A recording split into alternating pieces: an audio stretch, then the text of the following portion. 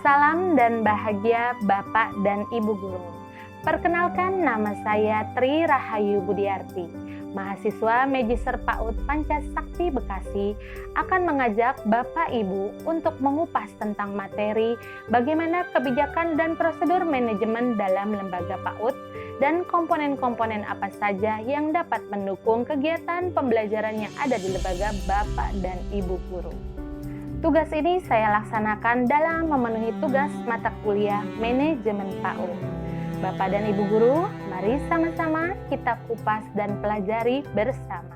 Berdasarkan Undang-Undang Nomor 20 Tahun 2003 tentang Sistem Pendidikan Nasional, pendidikan anak usia dini merupakan suatu upaya pembinaan yang ditujukan kepada anak sejak lahir sampai usia 6 tahun yang dilakukan melalui pemberian rangsangan pendidikan untuk membantu pertumbuhan dan perkembangan jasmani dan rohani agar anak memiliki kesiapan untuk memasuki pendidikan lebih lanjut.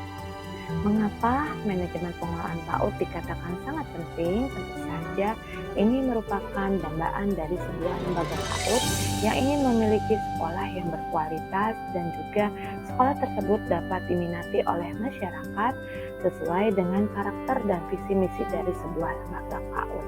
Untuk itu, mari sama-sama kita kupas bersama.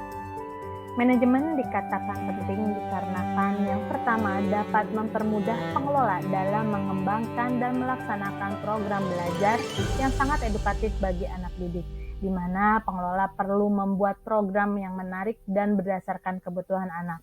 Selanjutnya adalah bagaimana mempermudah pengelola untuk menilai perkembangan lembaganya dalam mengemban visi dan misi sebagai lembaga PAUD.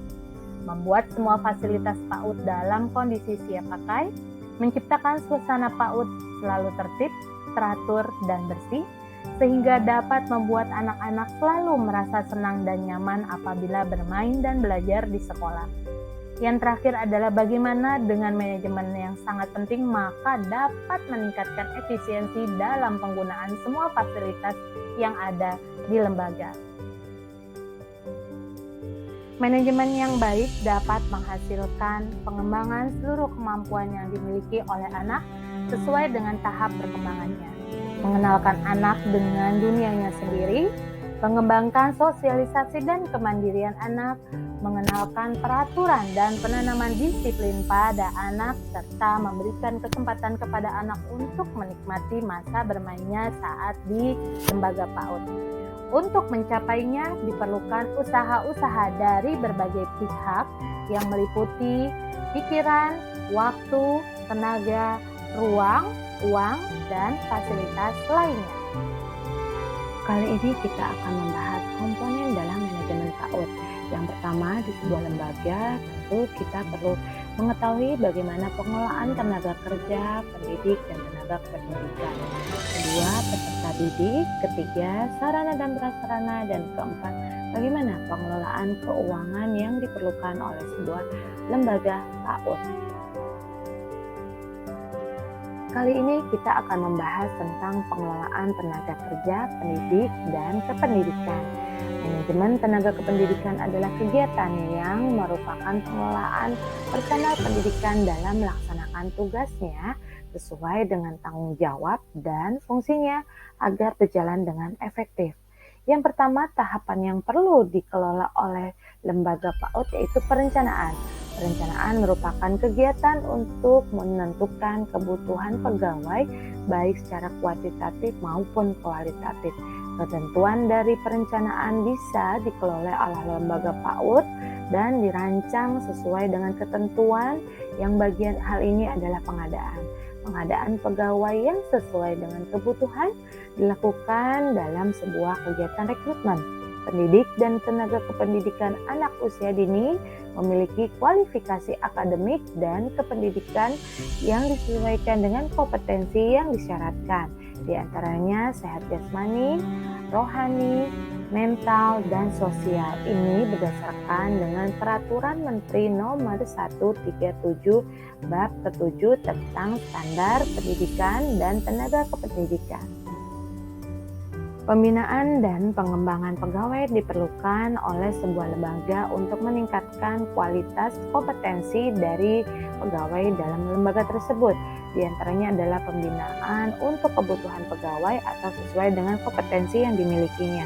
Promosi dan mutasi dapat diberikan pegawai saat dalam suatu situasi atau keadaan tertentu. Mutasi bisa diberikan sebagai bagian dari penyegaran oleh pegawai tersebut, dan biasanya ini adalah lembaga yang memiliki berbagai cabang. Selanjutnya adalah pemberhentian yang disesuaikan dengan ketentuan peraturan yang dipunyai oleh lembaga. Kompensasi adalah balas jasa yang diberikan oleh organisasi kepada pegawai, yang biasanya diberikan oleh pegawai yang memiliki pengalaman mengajar atau bekerja sudah dalam batas waktu yang tidak ditentukan. Dalam manajemen peserta didik, secara garis besar kita akan membahas bagaimana perencanaan kesiswaan, pengaturan penerimaan peserta didik baru melalui PPDB atau penerimaan murid baru. Kemudian setelah murid diterima, maka kita akan mengelompokkan peserta didik baru sesuai jenjang kelasnya dan disesuaikan dengan usianya. Pencatatan kehadiran peserta didik baru juga diperlukan dalam sebuah lembaga. Pengaturan mutasi peserta didik, pengaturan kelulusan peserta didik, juga bagaimana pengaturan peningkatan disiplin peserta didik melalui peraturan kelas yang dibuat dan disepakati antara guru dengan murid. Pengaturan pelayanan khusus peserta didik apabila anak tersebut bisa dikategorikan sebagai anak berkebutuhan khusus atau disesuaikan dengan kondisi dari lingkungan keluarga atau dengan kondisi dan situasi tertentu.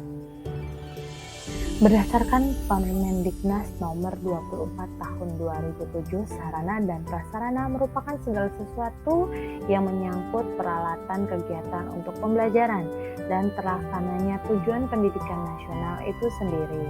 Sarana dan prasarana bisa meliputi taman bermain, gedung, kebun, kelas, meja, kursi, dan media pembelajaran yang dapat mendukung pembelajaran untuk anak murid.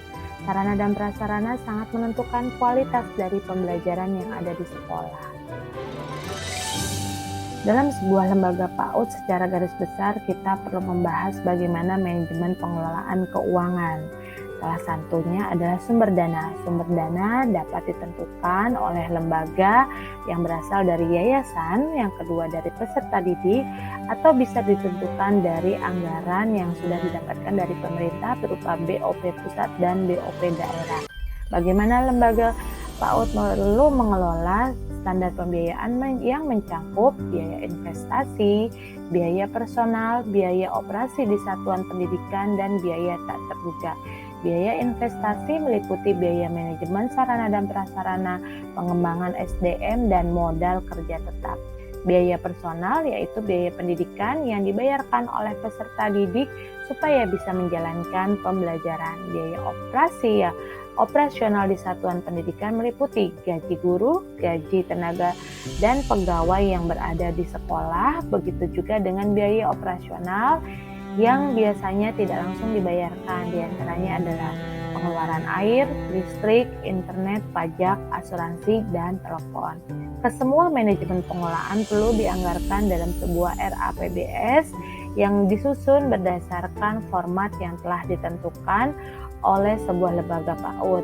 Diperlukan juga kepengurusan dalam kegiatan pengelolaan keuangan. Di antaranya ada ketua, ada bendahara, ada sekretaris, dan ada anggota serta seksi-seksi yang terkait dengan pengelolaan keuangan.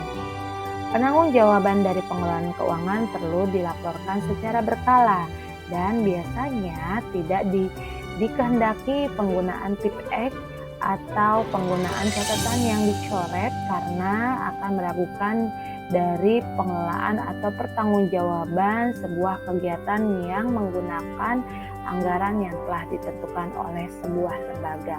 Lembaga yang baik adalah yang memiliki pengelolaan keuangan yang terorganisasi dan dikelola dengan baik dan dapat dipertanggungjawabkan secara kontinu atau bertahap. Sebuah lembaga perlu mempertimbangkan bagaimana komponen dalam penyusunan RAPBS. Di antaranya adalah jumlah pegawai dan guru, penerimaan operasional dan lain-lain, pengeluaran operasional, biaya manajemen umum, biaya overhead yayasan, pengeluaran inventaris, dan cadangan pembangunan. Kali ini kita akan membahas mengenai kas kecil, di mana di sebuah lembaga PAUD diperlukan anggaran untuk rincian kas kecil. Uang kas kecil digunakan untuk membiayai pengeluaran yang sifatnya rutin. Pembukuan kas kecil dilaporkan rangkap 2 yang diparaf oleh pimpinan unit pelaksana kegiatan. Pengeluaran kas kecil salah satu contohnya berupa biaya telepon dan air, sumbangan, rapat-rapat, fotokopi, transport dinas, dan lain-lain. Penggunaan kas kecil yang bersifat operasional di bagian umum seperti sarana dan prasarana diperuntukkan untuk pemeliharaan dan perawatan. Bapak Ibu guru yang berbahagia, demikian presentasi saya mengenai kebijakan dan prosedur dalam manajemen pengelolaan PAUD. Semoga dapat bermanfaat. Sampai jumpa.